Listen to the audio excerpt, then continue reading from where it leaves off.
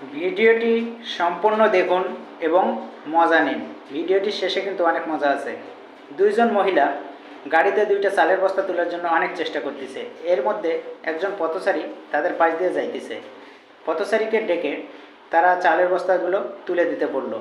পথচারী একটা চালের বস্তা তুলতেছে, দেখুন অনেক চেষ্টা করতেছে।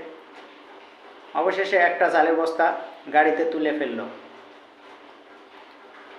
আবার আরেকটা বস্তা তোলার জন্য চেষ্টা করতেছে।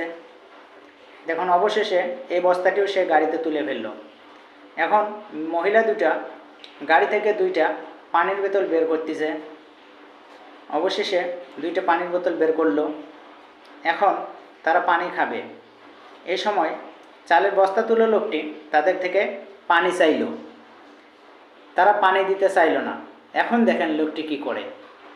অবশেষে লোকটি আবার চালের বস্তাগুলো একটা একটা করে আবার যেখানে ছিল সেখানেই রেখে দিল।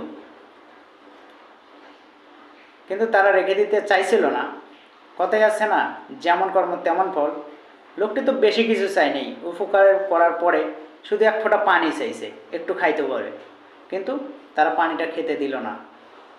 তাই ভিডিওটি বেশি বেশি শেয়ার করবেন যেন উপকার